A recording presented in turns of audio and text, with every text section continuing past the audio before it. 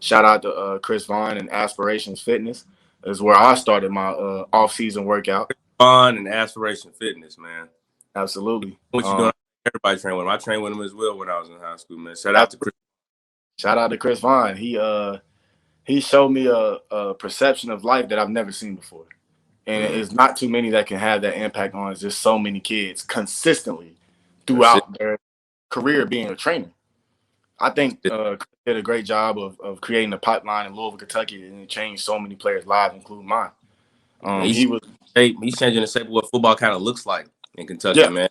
The athletes that we bring out, man. Shout out to Chris Vaughn. Major shout out to Chris Vaughn. Major shout out.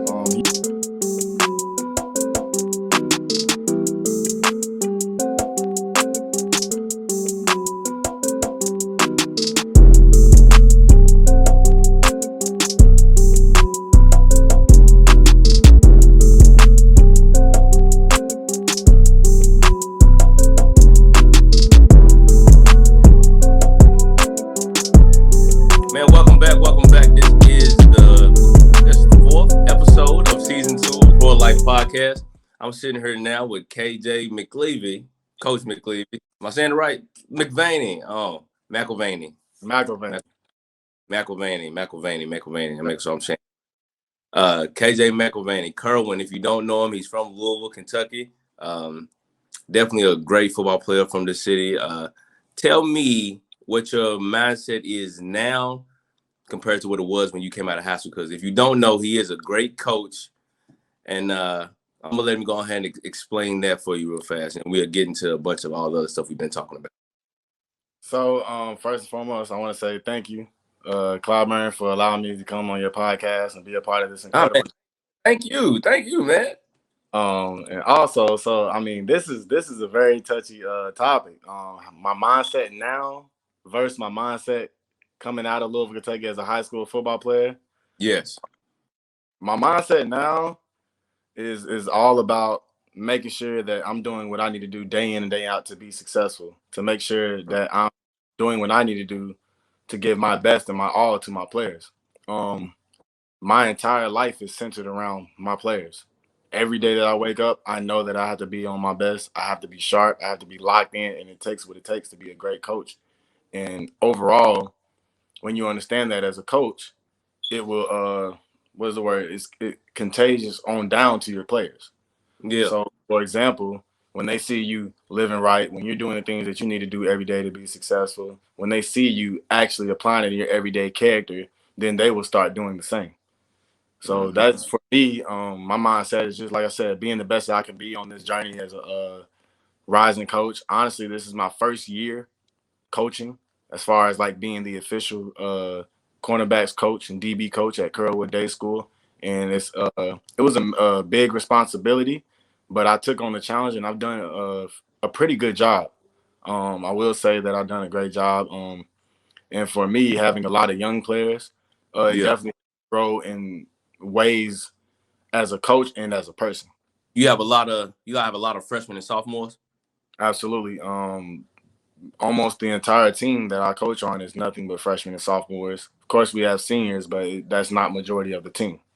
Of course. So a lot of and with that being said, you have to be patient, right? When you're dealing with younger players that are fresh out of middle school and they're still growing, they're still trying to figure out how to balance within high school being an athlete and doing the necessary things to put them in successful positions as far as like how you eat, how you are every single day, how to communicate with your teachers and coaches in a professional manner that you didn't when you were playing Pop Warner football, and, eating habits, all of that buys into who you become as an athlete when transitioning from middle school football to high school football, especially in the state of Florida or any state. We all know that, you as a player, Clyburn, it was a big transition going from Pop Warner to St. X. You know what I mean? That's a big difference. And you had to switch it up. You had to have a type of mindset and a different type of approach to the game. And for, guys like us, it came faster. Yeah. So you're coming from Butler High School. People that do not know Louisville, Kentucky, he went to Butler High School, traditional.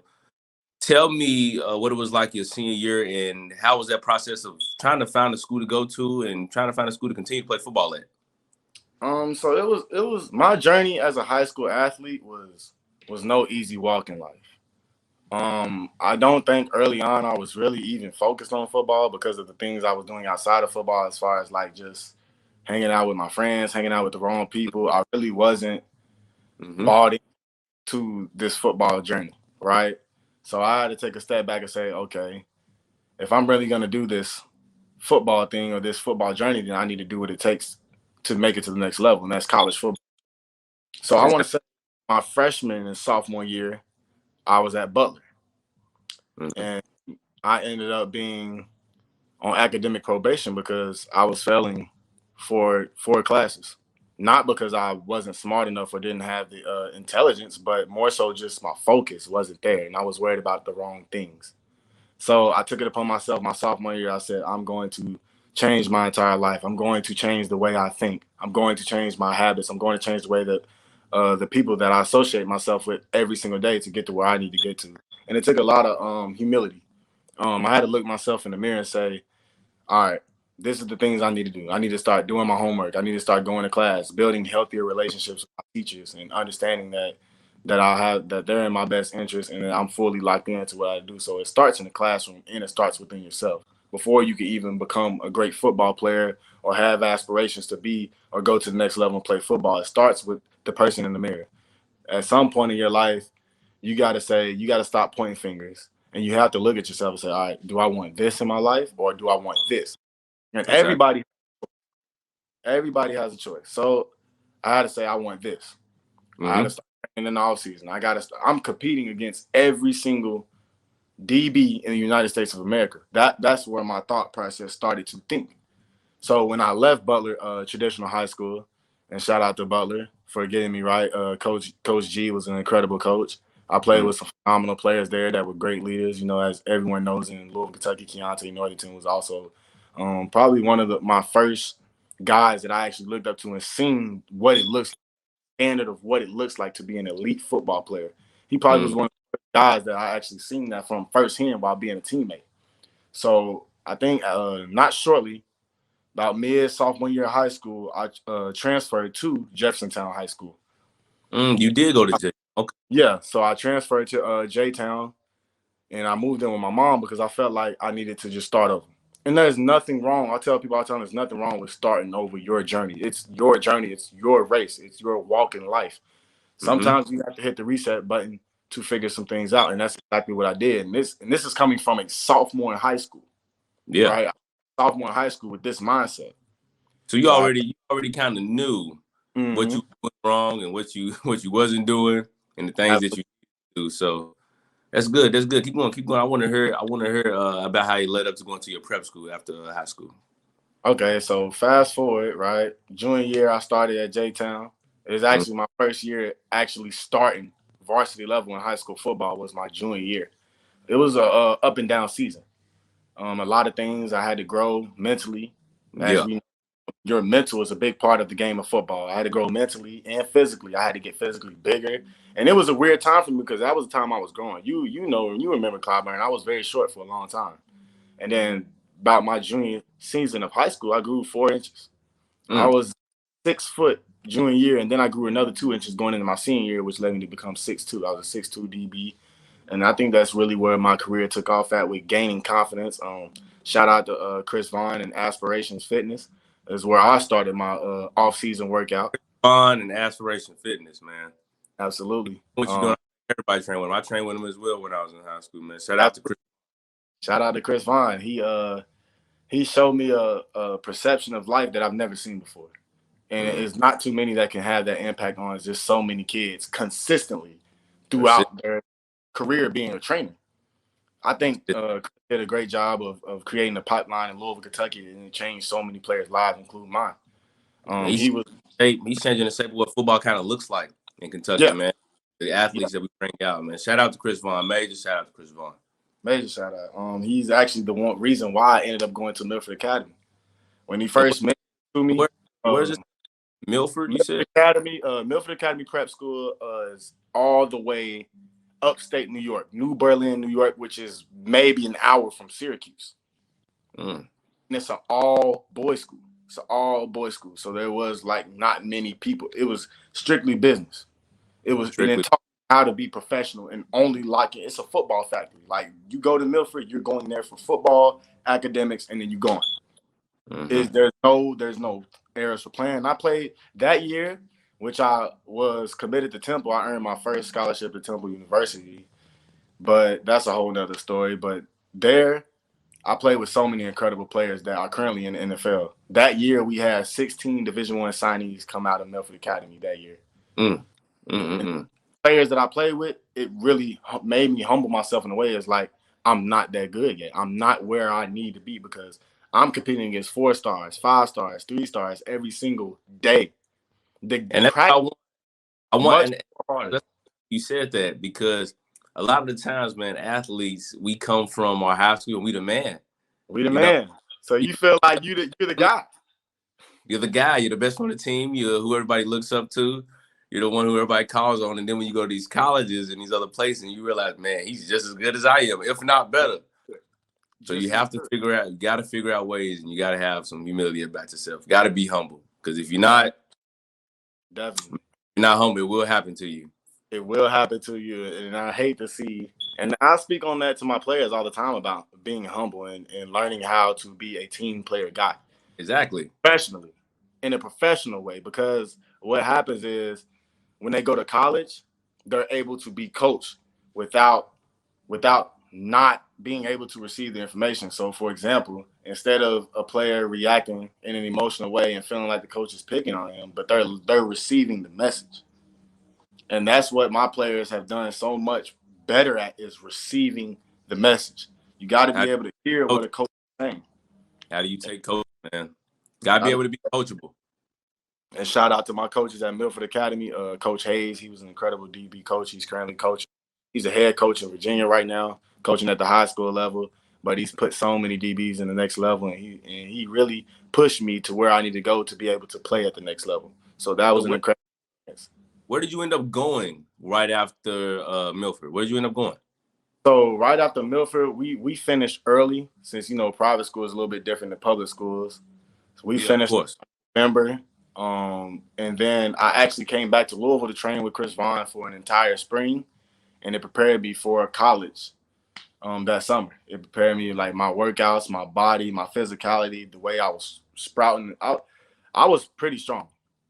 Mm-hmm. Like I was almost windmilling because we did nothing but run heels for an entire spring. And without me even realizing, that's probably the strongest I was in my entire life. Yep. Yep. It's fine.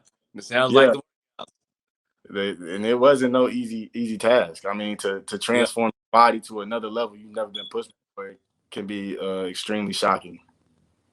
Okay, so coming out of Milford, where did you have offers from?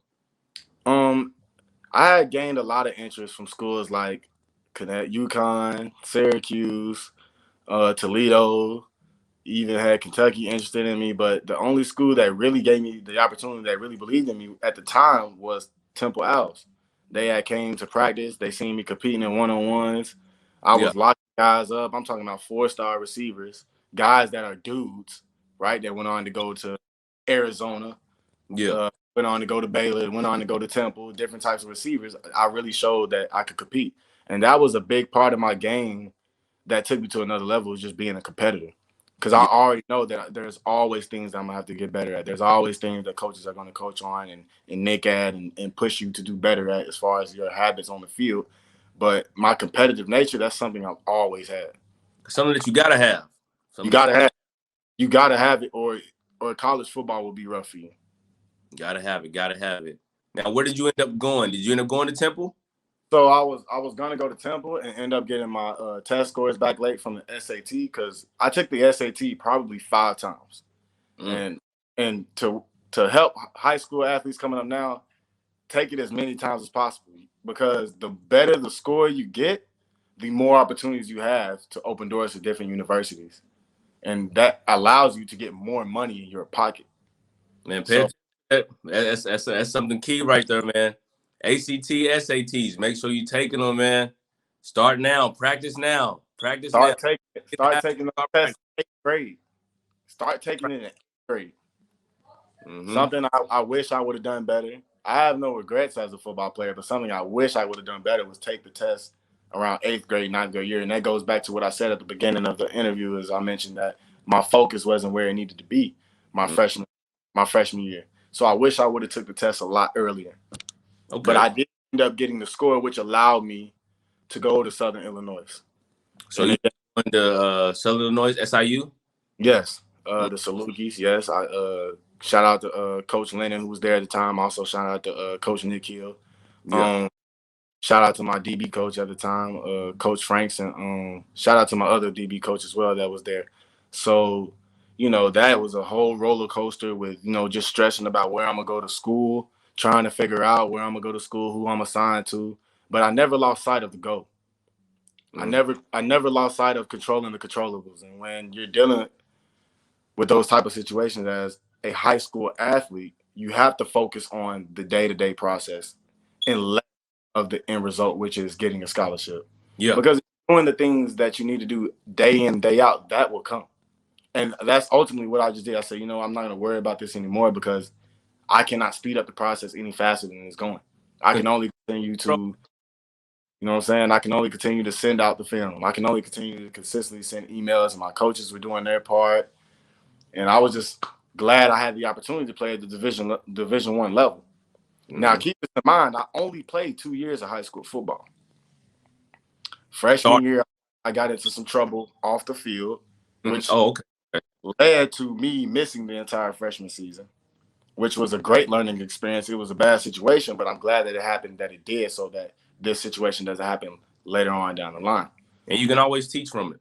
And you can always learn from every situation in life.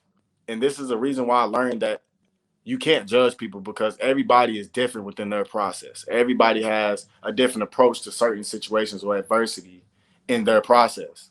Yep. It's their process. And a lot of people are always quick to judge a high school athlete or athletes in general, or it could be anybody in general in life about the mistakes that they make. But sometimes people need to go through those mistakes to become who they're destined to be.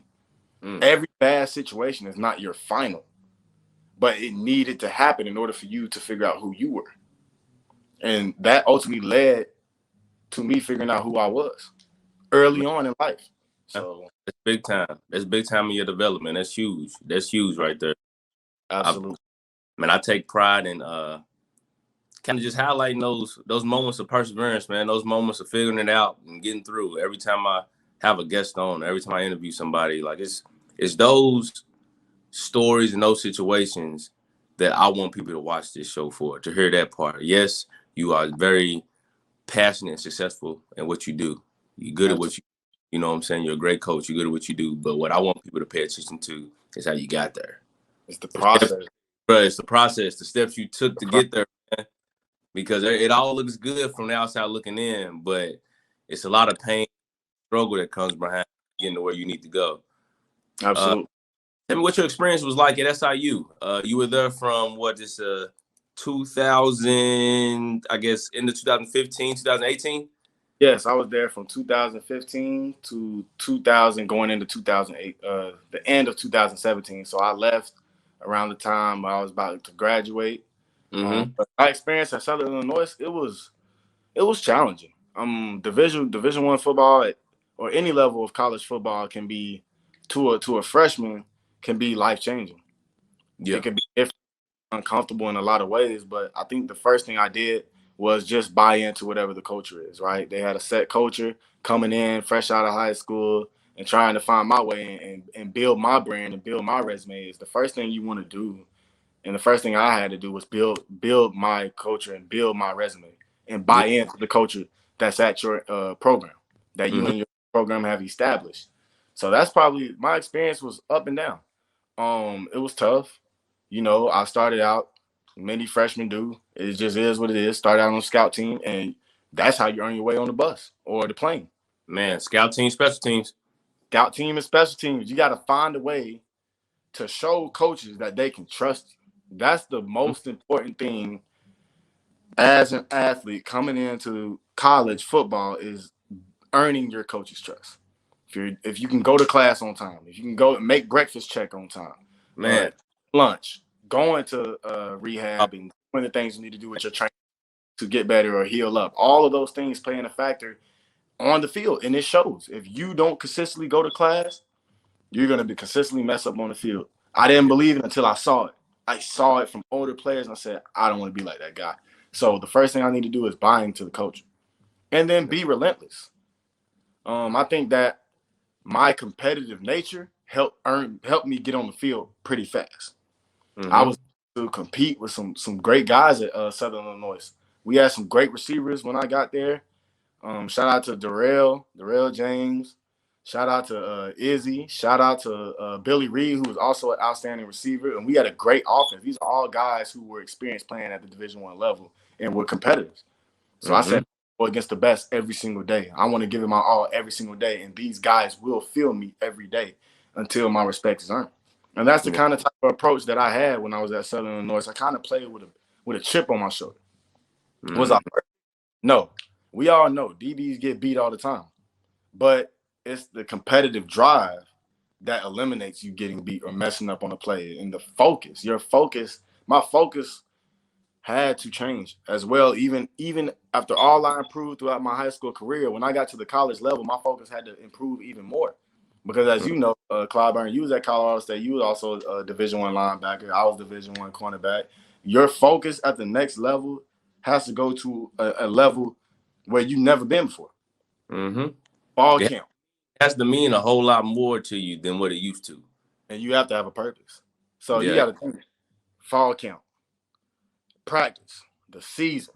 Once the season over with, you go right back into working out. You get Christmas break and finals, and then you're right back into it. So, once I got into rhythm and balancing everything out and becoming really well at balancing out my academics, which I did well at my academics because my focus was there. And then ultimately it helped me on the field. Because if you're taking care of business off the field, then things will be an easier transition for you on the field. So it was a great experience at Southern Illinois. I think my first game as a freshman, I was playing against FAU on ESPN. Shout out to the DBs who made me better day in, day out. Shout out to Craig James, who's currently with the Philadelphia Eagles. Shout out to Roman, who's also playing professional football, indoor, outdoor, also played in the XFL. He's an outstanding cornerback as well. C. Jennings, James Caesar. I mean, the list goes on. I play with a lot of great DBs. Shout out to Ryan Neal, who also plays for the Seahawks. He used to push me a lot. Shout out to Jeff. I appreciate that. I appreciate getting that off, but and shouting those people out that helped you along that way, because these are people who still playing maybe, or somebody who's at the next level that somebody's watching. Absolutely.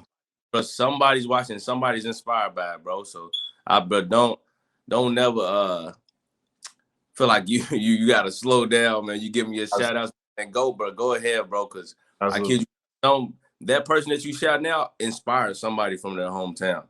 Absolutely. Means something to somebody. Absolutely. So tell me, you're at SIU, you're around all these great players, you're playing on ESPN, like you said, against FAU.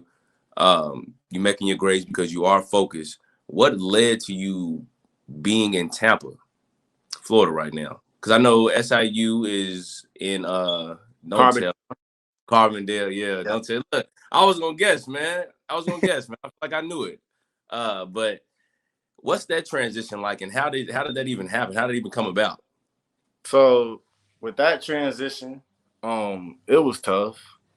It was a lot of things that led up to those factors with me being in the position I was, coming in late. They already had pretty much an established class of DBs there, and also bringing in other guys. But I felt like for me and my journey, I felt like I needed to make a transition for my football journey. And I felt like I needed to get out of my comfort zone. So I said, okay, as I told you in the beginning of you, it was a couple things that I ran into off the field. It had nothing to do with getting in trouble with law enforcement or anything of that nature, but just, things happen. And sometimes, when things happen, you got to make the best decision for you. And your best decision was to go to Tampa? And it was crazy how it works, because before I had transferred, I reached out to some old teammates, and one guy I played with 707 and also worked out with Aspiration Fitness was Marquis Northington. He was already a starter for Southeastern University under Coach Bearfield, who was the head coach at the time. He had solidified his resume there. He was balling. He was doing everything he needed to do to be successful. So I just kind of reached out to him, not really pressing the issue, but just how you doing? I want to catch up with you. So I called him, told him my situation, and he was like, man, you would fit great in this program. I said, you think so? I don't know. Florida's kind of far. He said, man, listen, sometimes you got to get out your comfort zone to get to where you're trying to get to.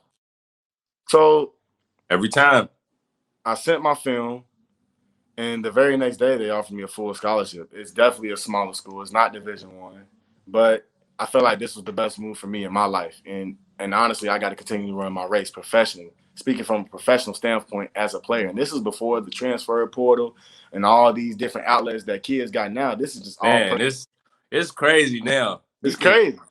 You can leave and play immediately now, basically.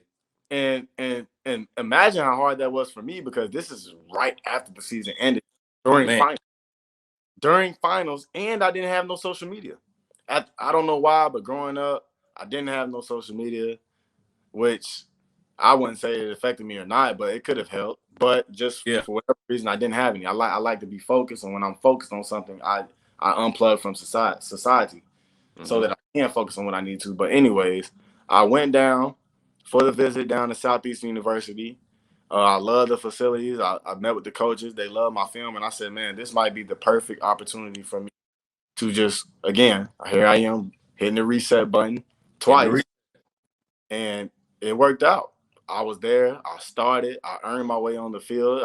It was some great guys there. It was a small school, but a lot of Division I transfers. Shout out to Richie Anderson, who I competed with day in and day out. He was a starting receiver at Penn State, true freshman. Shout out to Deonte Gonzalez, who played with Johnny Manziel at Texas A&M. He was there. Shout out to all the coaches, Coach Gaines, Coach Pettaway, and Coach Bearfield, who all pushed me beyond my limits every single day because they needed me to be the guy. And how many years did you play there? I played 2. And so in reality, all the years I was in college, I only played 2 seasons. And I was still able to build a brand for myself. I was still able to compete at the highest levels, earn playing time, being a starter. And for a player who works, I worked so hard day in and day out, it always seemed like life just kept throwing things at me, right? Adversity. I just kept meeting adversity. But the reason for that, and I believe this every single day now that I've gotten through that adversity, is that those things needed to happen because it was developing me for the now. Yeah. Does that make sense? I had no aspirations to be a football coach. I said, once I'm done with football, I'm done with it, because I've been doing this since I was 5 years old, since all the way back at Pop Warner. We played each other in Pop Warner when you was playing for the Yellow Jackets. I was playing for the Louisville Fire and the Fly J Rams, which were both great programs. I won a championship. I actually won a championship with the Louisville Fire, and that was a great team that we had. Then the second year, we went back again and lost. And I had the experience to play at USL. The Yellow Jackets, man. We could just let that. Yeah. That y'all just a different. Y'all was a great program. Y'all was a great program, man. And it was rocky at first making the transition down to Florida because I've never lived in Florida. I don't know anybody. I've never lived in this region of the country, and it's just new. So when I first got there, it took me a while to get acclimated, but ultimately, I had to buy into the coaching. I had to buy into the team. And that's what I did. And I think once I did that and started actually embracing my role for my team, my play got better. My focus got better. And that was my sophomore year. So if you're transferring from SIU to, what's the school called? In Southeastern University. You're transferring from SIU to Southeastern University. What is life like around campus? Like, what is your life outside of football like? Like, where is your mental? Where is your safe space? How do you get away from football? How do you cope?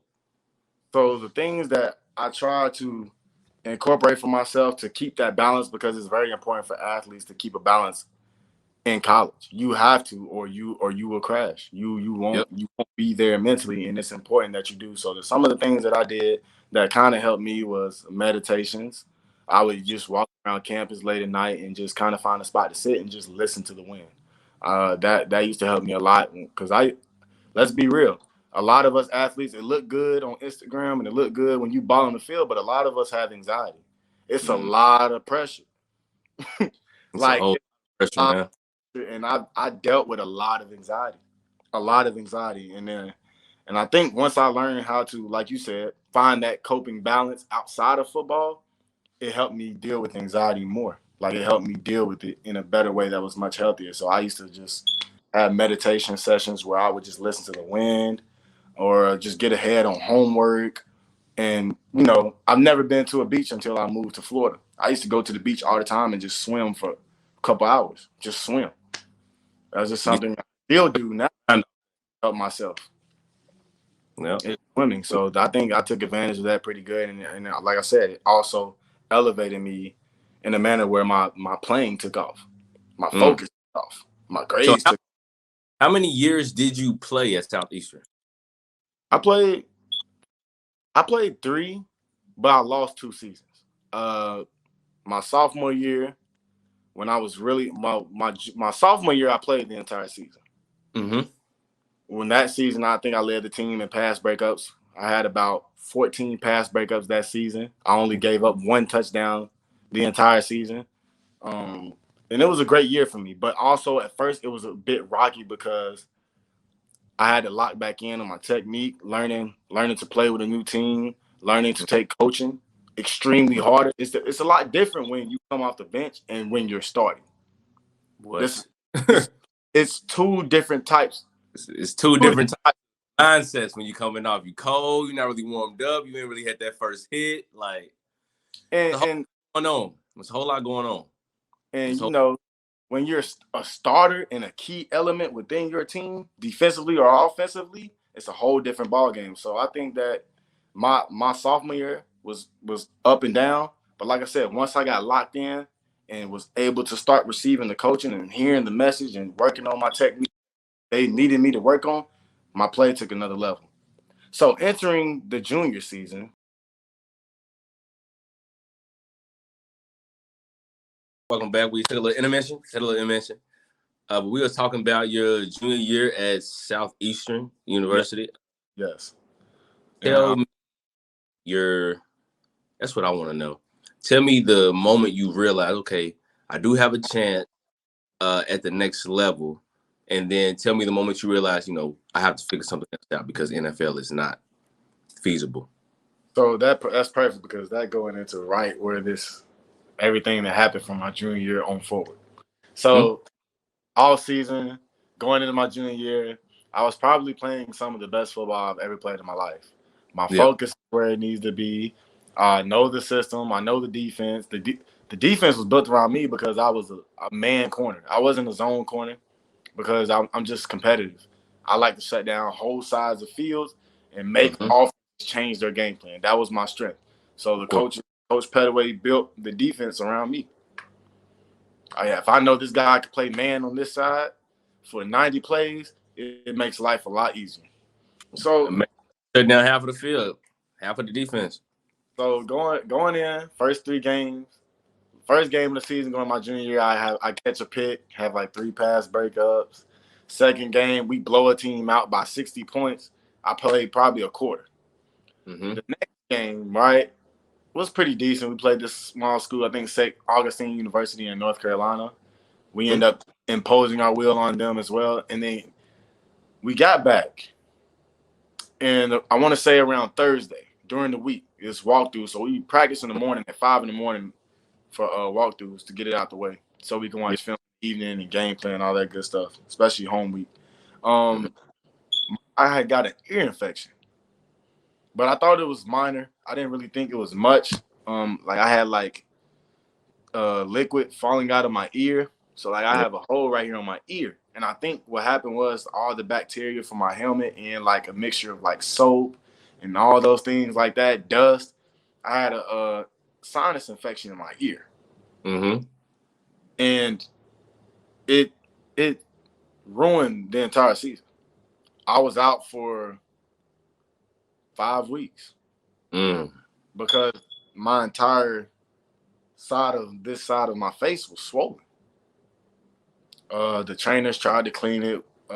It went down for a little bit, and then the sac inside my ear built back up, and my head re-swelled. Mm. So that was a major catastrophic event for me. Um, with that being, I felt like I was on top of the world because I was as happy as I've been in a long time. Yeah. I was as focused as I ever been, and I was locked in, and I was leading my team to a great season. We were having a great season. And Um, what was your mindset after that now? After this happened to you sidelined for about 5 weeks, where are you mentally? Mentally, I was in a dark place. I was just in awe about what happened. I said, "Why does this happen to me every time that I get going? I'm locked in. I'm doing everything right, and then I wake up one day with a sinus infection in my ear, which could have been life threatening had I waited any longer. Because what they said was if I waited a few more hours to go to the hospital, that I could possibly have a seizure, and I was very close to it because the infection. The reason why my face swelled up is because the infection started spreading across my face, inside my like nostril area, my nasal area, and close to my brain. Had Yeah. they said if it would reach past this side, I would have had a seizure and could have possibly died. Mm-hmm. So they end up cutting my ear open, getting all the infection out, cleaning it, scraping it all out. They had did like a small surgery procedure on my ear. I got through that. I was walking around with a patched up side of my face. I was depressed. I was in an unhealthy time of my life, but Yeah. I never quit. I never stopped going to class. In fact, I started coaching my players, my guys up that I played with. So I was like, in order to keep myself somewhat going and getting out of the slump, is to stay around Yeah. and and try to coach guys and get guys better. A lot of guys, younger guys, got the opportunity to play because I went down, and I'm coaching them up, getting them better day in day out, and just trying to be a team guy. Even showing amongst this catastrophic situation or this life threatening situation that I'm still there for my guys, and they were still there for me. Coaches were there for me, but as we all know, when you're upset and mentally ill about something, that's that. There's that anything anybody could say. So the doctors, trainers cleared me. I've been out for 5 weeks. Yeah. Cleared me. I'm like, man, I'm about to come back. I'm just happy to just wear a helmet again. So I practice 2 days. I come back after the 5 weeks. I practice for 2 days. I'm getting my steps back. I was kind of a bit out of shape, but I'm slowly working myself back in, getting back into rhythm.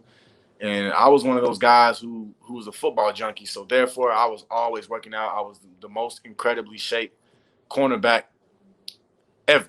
That's just Mm. what it is. Um, and then shortly after I practiced 2 days straight, my ear swells up again Mm. in a different spot. So like lower Ah, from where it was. yeah, of course. My head swells up again. I'm done for the season. Okay, so now you've coached up your guys. Uh, Yes, you've came back and you're trying to play again, but unfortunately things happen. You're an outstanding coach now. correct. What was the steps that you took to get to this point? How did you get to this point from the end of that season? You knew that it was over. You're like, okay, I'm probably not gonna go to the NFL, so I have to figure out what I'm going to do with my life, my career. I have to figure Well, it out. well, at the point, I was still confident that I was going to get a shot because my film speak volumes. I was talking to NFL scouts; they were interested, and I felt like I had a great opportunity to at least get a shot in the camp. Mm-hmm. That if I ball out senior season, do what I need to do, stay healthy, Mm-hmm. I can get in somewhere, and from there it would just have been on me to make a team, maximizing my opportunities, taking Mm-hmm. advantage of the opportunities, getting into different bowls to play as far as like all-star games. I was reaching out, different reporters were reaching out to me, interviewing me. And this is all happening after my junior season. So I Yeah. had a great spring going into senior year, awesome spring ball. I was, again, playing at a high level, playing at an elite level. And I this was probably the best fall camp I've had in my entire career, my senior year. I had a great fall camp. Everything was going good. My life was going amazing. I'm about to graduate early with my undergrad degree in criminal justice.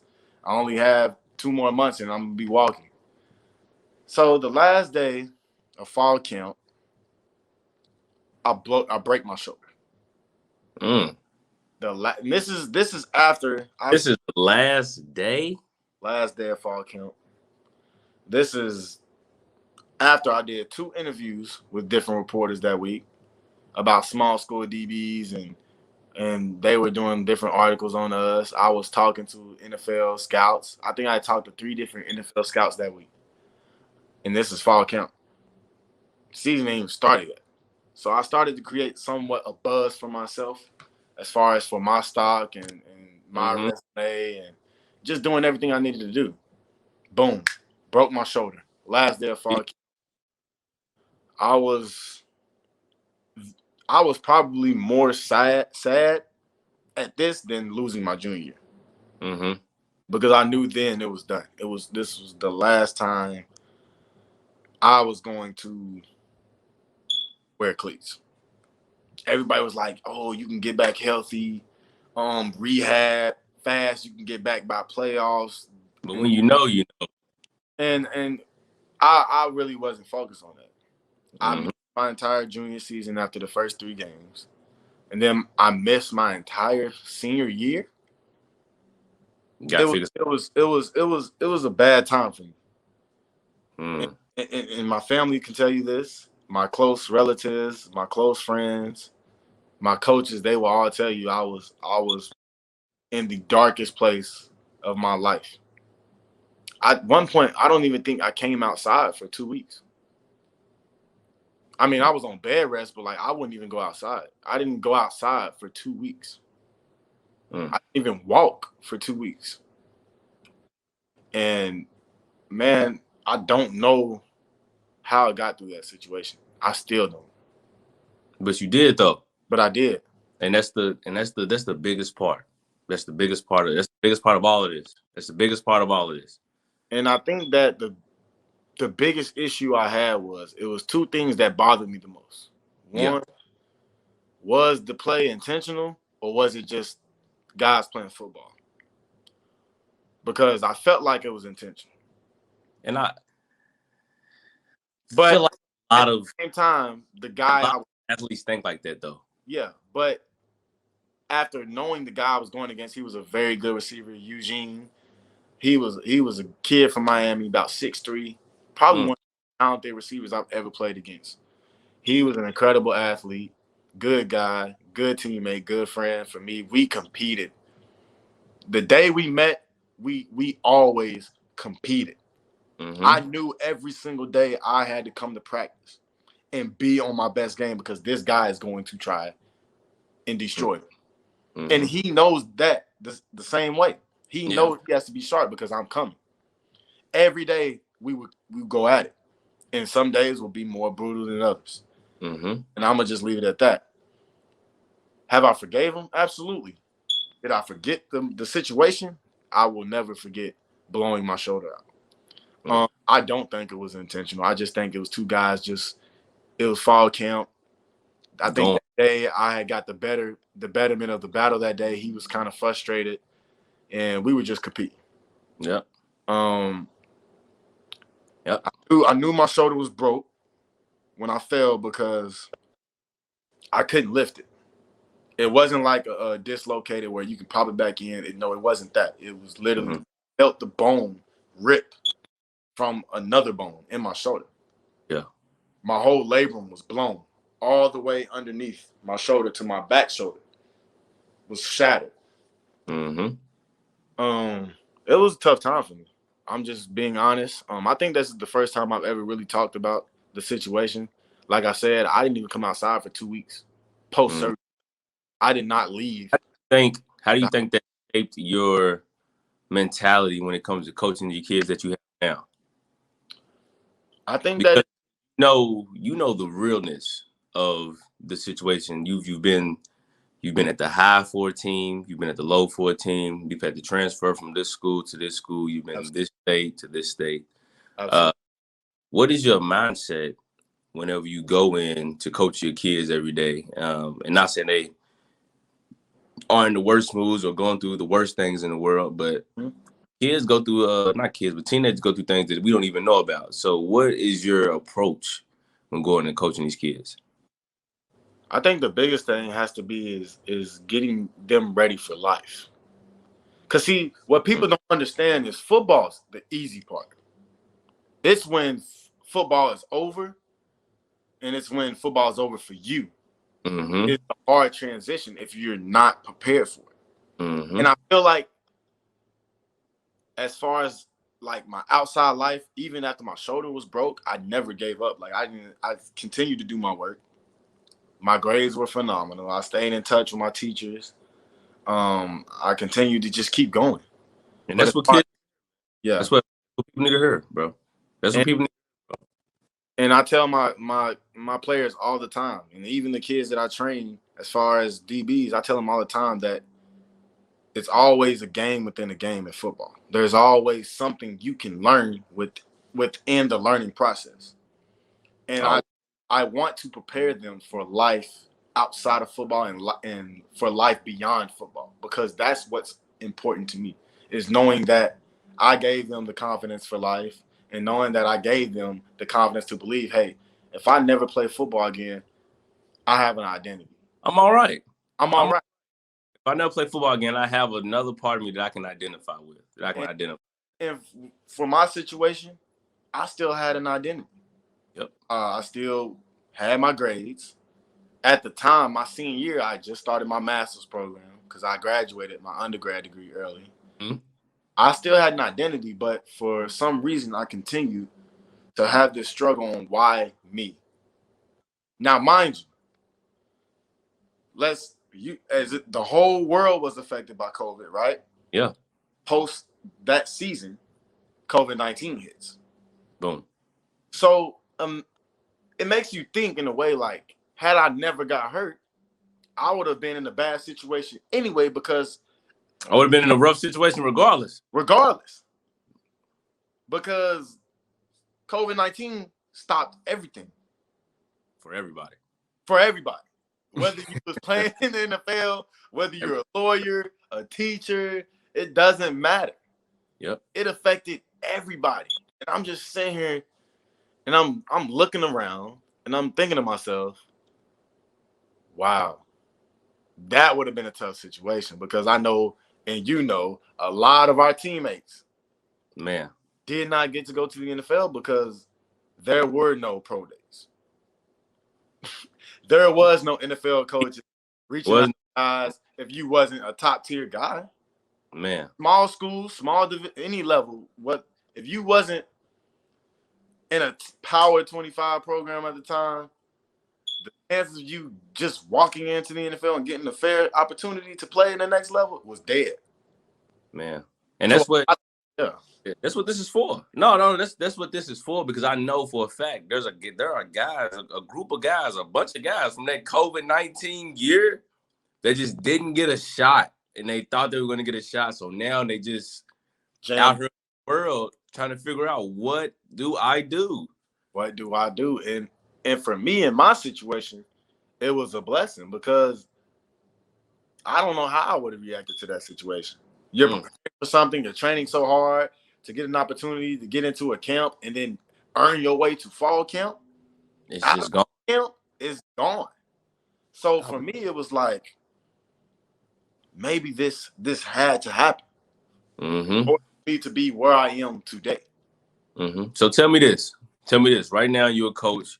I know personally that you got some young guys out there that got scholarships, and you got some young guys that you're looking after, and you do a great job. But tell me right now, what is your goal? What are your goals right now? As far as what aspect? Being a coach, and just as far as your career goes. Are you looking to be a college coach, or are you looking to get more your your field of, law enforcement? Which Um, path are you going to take? so I got my master's in education, which allows me to. Okay.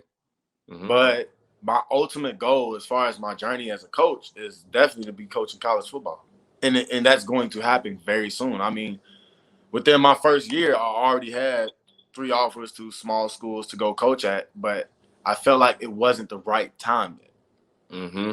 And when you're in the process of leveling up and learning your field and your industry, Yeah. it's okay to be patient, like not rushing just into the first things that come in your life, these offers or these job opportunities. It's okay to say, I'm gonna slow down I for a second, know about that one.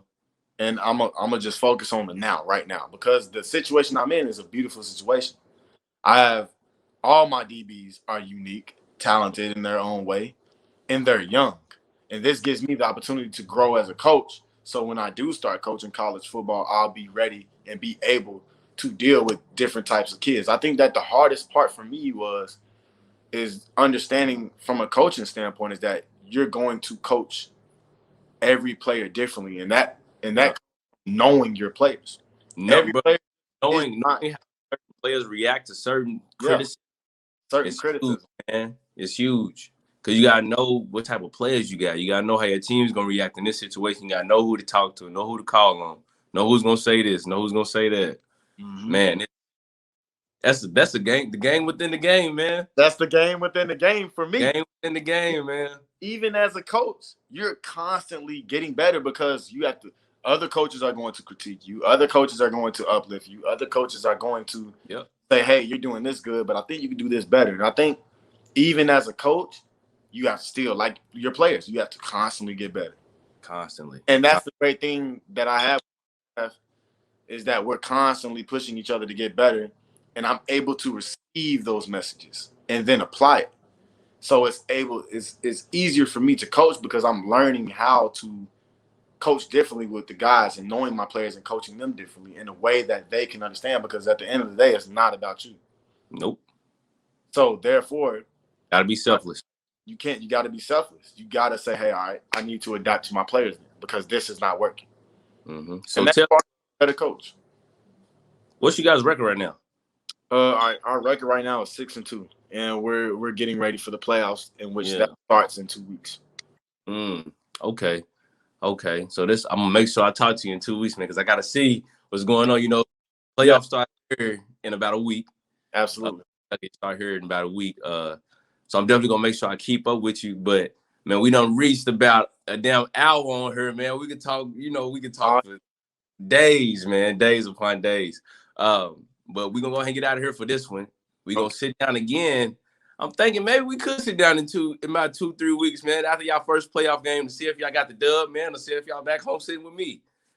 Yeah, I'm definitely open to whatever works for you. I'm always open. Like I said, I'm always available, and I'm always flexible to work with others and just open this bowl of knowledge that I have, and to be able to pour and motivate others. Because at the end of the day, and I'm so glad that I didn't quit, because so many people were watching me to see what I do, because so many people looked up to me that I didn't even know.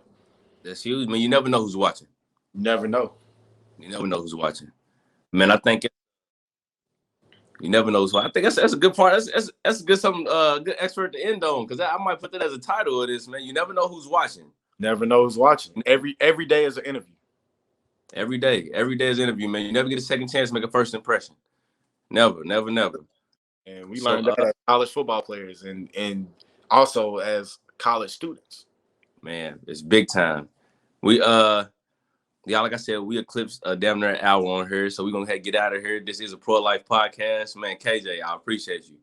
Absolutely, appreciate you. Thank you for having me, and I'm so just joyful to have this opportunity with you, and to come on this podcast and just share my experience and open up things that was harder for me to open up years back, and just be able to share my story and share my experience, and I know that somebody's going to be motivated, because no Will, matter what, always someone is always watching. somebody's always watching, man. Man, thank you. I appreciate it. Real talk, man. I appreciate it. I appreciate you. Thank you for having me. Let's get out of here.